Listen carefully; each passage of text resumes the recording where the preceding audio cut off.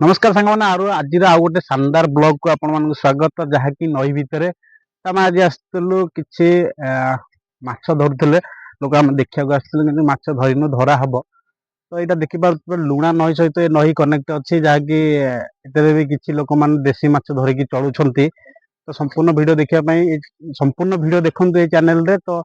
गाँ गहली केमती लोक मैंने देसी माछ धरिकी चलुंट तो आपण मैंने देखिपे ये एक नही छोट नही नुहे ये एक बड़ नही जहाँकि महानदी कनेक्ट अच्छी दया दयारू ये लुणा आसी तो देखिपे आपण तो सेठी आमर जेज माछ धरिया को आसते गोटा पटा पकईबनी जाल बांधी दीच गोटा पटा पकई था जीव धरी आण ना कौन ना आसरी हाँ हो तो बुढ़ा आई बुढ़ा गोड़ भांगी जाए माछ धरिए बुढ़ा पलि आसी बागेक आस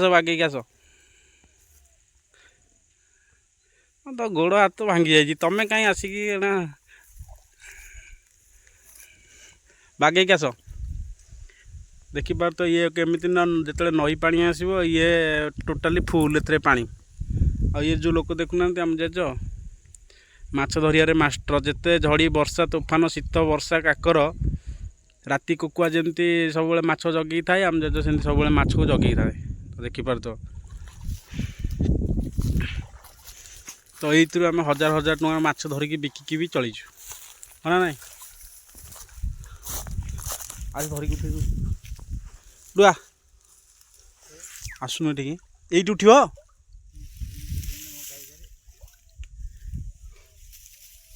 जहाँ माछ थे हाथ जाना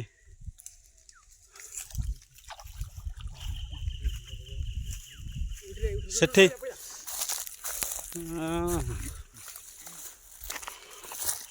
ये उठिक आस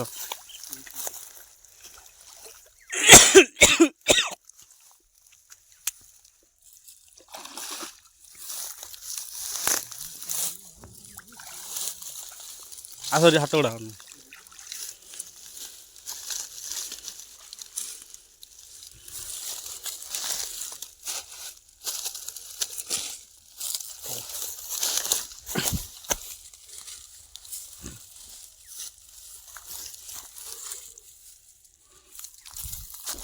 माछ को तकाटा हेले पानी आउ टे सुखीगले भल माछ बागे हटे उठी जोटी बागे की ये जो देखते नई भितर जो झटा झाटी पड़ी गछ डाल भांगा है